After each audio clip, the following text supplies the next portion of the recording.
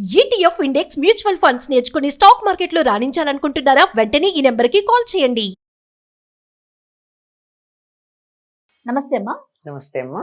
కత్తి చెయ్యలేని పని కలం చేస్తుంది అంటారు. అవును, ఇప్పుడు ఈ రోజుల్లో కలం కత్తి కన్నా కలం బలమైంది అని చెప్తాం కదా. మాట చేయగలుగుతుంది అంటారు. అవును, దీన్ని మనం ఎలా తీసుకోవాలమ్మా?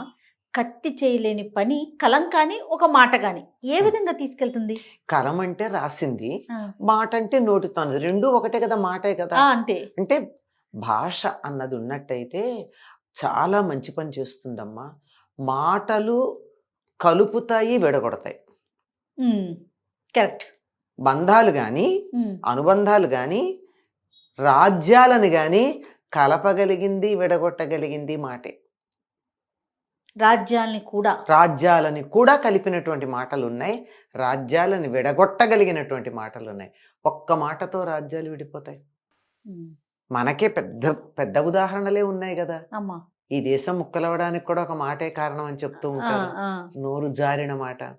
అంచేత మాట జారితే తీసుకోలేం, కాలు జారితే తీసుకోగలం. కానీ అతి సున్నితమైనటువంటిది మనిషి యొక్క శరీరంలో అన్నిటికన్నా మెత్తనిది, సున్నితమైనది ఏమిటయ్యా అంటే కండరం, నాలుక. దానికి ఉన్న పదును మరి దేనికి లేదు. నాలుకతో ఏ పనైనా చేయొచ్చు, రెండు వైపులా పదునే. అన్ని వైపులా, ఇంత అంతా కాదు, ఎంతైనా చేయగలదు. అందుకే అంటారు, నాలుక వీపుకి తేకే అని ఒక సామెత ఉంది. అంటే ఏమిటి? నువ్వు నాలుకతో చెడ్డ మాట మాట్లాడితే నీ వీపు విమానం మోత మోగుతుంది, దెబ్బలు తగులుతాయి. దెబ్బలు తగలకుండా ఉండాలంటే నోరు అదుపులో పెట్టుకోవాలి. ఎంత గొప్ప మాట చెప్పారండి. అవునమ్మా. పైగా ఇంకోటి ఉంది నాలుకకు సంబంధించి. వాడు పాపం ఎక్కడికో పెడుతున్నాడు, ఎట్లా బతుకుతాడో వాడు అంటే, నోట్లో నాలుకుందిలే అమ్మా అంటారు. నోట్లో నాలుక లేనివాడు అని కూడా అంటారు. అంటే ఏమిటి? తన భావాలు ప్రకటించడం చేతకాని వాడు, కావాల్సింది అడగలేనివాడు, నోట్లో నాలుక లేనివాడు. ఎక్కడికి వెళ్ళినా మాటతో సాధించుకురాగలిగినటువంటి వాడిని వాడికి నోట్లో నాలుకుంది అంటారు. అంతేకాదు తల్లో నాలుకలాగా మెలిగాడు అంటారు. అంటే ఏమిటి? తల్లో నాలుకలా మెలగడం అంటే, నా నాలిక మీ తలలో ఉంది, నేనేమనుకుంటానది మీరు మాట్లాడతారు. అవునమ్మా. నా అభిప్రాయం మీకు ఎలా చెప్తానంటే, నా భాష ద్వారా నా నాలుక మీ బుర్రలో దూరి మీరు నా మాటలు మాట్లాడతారు. అంటే ఒక్క భాష ఎన్ని పనులు చేయగలదండి. మాటతో ప్రపంచాన్ని గెలవచ్చు, మాటతో కోటలు దాటచ్చు, మాటతో చేయలేని పని లేదు. భాషని మించినటువంటి ఆయుధం మరొకటి లేదు. ఇంకా దానికి ఇంకొక విశేషం ఏమిటంటే, ఇతర ఆయుధాలు బయట నుంచి తెచ్చుకుంటాం, కానీ అవునమ్మా, ఈ ఆయుధాన్ని ఎక్కడి నుంచి తెచ్చుకోనక్కర్లా, సహజంగా ఉంది. భగవంతుడు మనకి ఇచ్చినటువంటి పెద్ద వరం, చాలా గొప్ప ఆయుధం. ఈ ఆయుధంతో నువ్వు పీకలు తగ్గొస్తావా, పళ్ళు కోసుకుంటావా, అది నీ చేతుల్లో ఉంది. భగవంతుడు ఈ ఆయుధాన్ని నీ చేతిలో పెట్టాడు, జాగ్రత్తగా వినియోగించుకో. మాటని మించినటువంటి ఆయుధం మరొక్కటి లేదు. కత్తులు, ఆయుధాలు చేయలేని పని కూడా మాటతో సాధించవచ్చు. హనుమంతుడిని చూసి, హనుమంతుడు మాట్లాడిన మాటలు విని రాముడు ఒక మాట చెప్తాడు. ఒకటేమిటి, 4 శ్లోకాలు చెప్తాడు లక్ష్మణుడితో. ఎందుకంటే రాముడు నేరుగా మాట్లాడాడు ఎవరితోనూ. రాజులు వాళ్ళంతటి వాళ్ళు మాట్లాడరు, వాళ్ళ మాటల్ని పక్కన వాళ్ళు చెప్పాలి. నేరుగా రాజుగారి మాటలు పొందేటటువంటి అధికారం, అర్హత కొద్దిమందికే ఉంటుంది. రాజుగారి అభిప్రాయం కూడా ఇంకోటి చెప్తారు మంత్రుల్లో ఎవరో. లక్ష్మణుడికి చెప్తే లక్ష్మణుడితో ఏమంటాడంటే, ఏదో ఇతడి మాట ఇంత బాగుంది అంత బాగుందని అంతా చెప్తూ, ఋగ్వేదం చదివాడు, యజుర్వేదం చదివాడు, సామవేద పండితుడయ్యాడు, నవవ్యాకరణాలు ఉన్నాయి, ఇవన్నీ చెప్తూ అన్నీ చెప్తాంటాడు.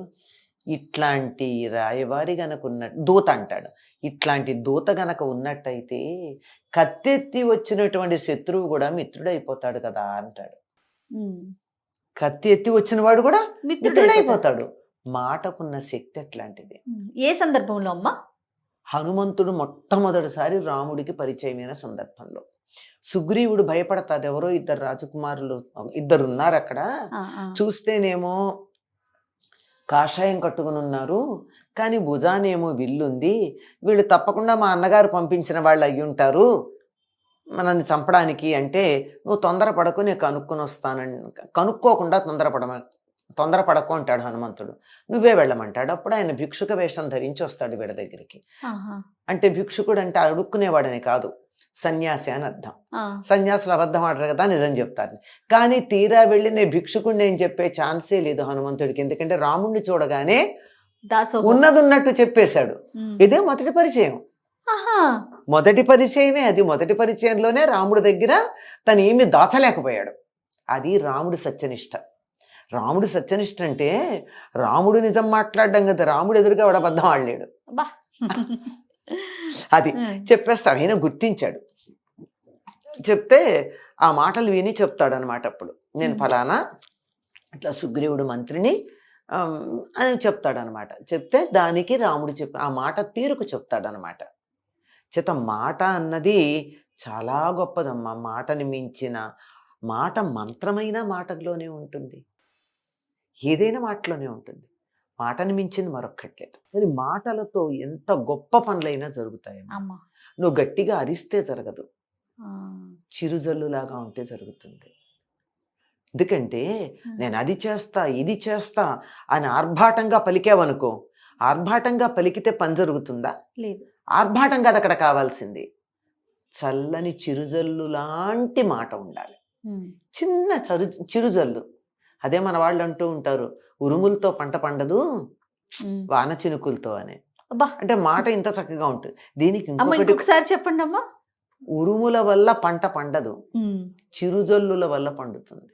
చినుకులు ఇలా జిల్లుగు పడిందంటే చల్లని మాటకు పండుతుందే తప్ప ఊరికి కత్తిపుచ్చుకుని వెళ్ళి పంట పండు అంటే పంట పండుతుందా అండి? నీళ్లు చల్లితే పంట పండుతుంది. ఓ విత్తనం దగ్గరికి వెళ్ళి నువ్వు మొలుస్తావా మొలవ్వా అంటే మొలుస్తుందా? ఏమనద్దు, నీళ్లు చల్లు. దీనికి ఒక మాట చెప్తారు, ప్రార్థించే పెదవుల కన్నా పనిచేసే చేతులు మిన్నా అని. ఏదో ఒకటి చెయ్యండి, క్రియ కావాలి, క్రియ చేయాలి. ఆ క్రియ మాట ద్వారా చేస్తే మరింత బాగుంటుంది. అసలు కొన్ని సందర్భాల్లో ఒక ఓదార్పు మాట మనిషి జీవితాలని మారుస్తుంది. అవునమ్మా.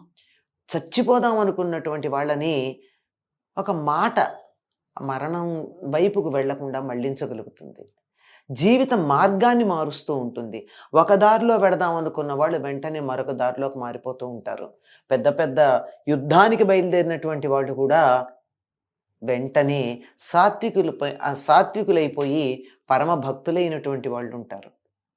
అందువల్ల ఎంత విలువ, మాటని మించినటువంటిది మరొకటి లేదండి. మాట ఒక మంత్రం.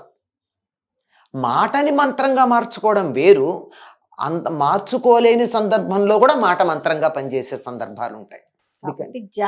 జాగ్రత్త, చాలా జాగ్రత్తగా, పొదుపుగా జాగ్రత్తగా వాడుకోవాలి మాటని. చాలా పొదుపుగా వాడాలి. అలా పొదుపుగా వాడినప్పుడు దానికి శక్తి ఎక్కువ అవుతుంది. బడబడ వాగే వాళ్ళ మాటల కన్నా అప్పుడప్పుడు ఒకటో రెండో మాటలు మాట్లాడే వాళ్ళ మాటకి ప్రభావం ఎక్కువ ఉంటుందమ్మా. అవునమ్మా. వాళ్ళు మాట్లాడేది ఒక్క వాక్యమైనా ప్రభావవంతంగా ఉంటుంది, చాలా తీక్ష్ణంగా ఉంటుంది, చాలా గొప్పగా ఉంటుంది. అద్భుతమైన విషయం అమ్మా.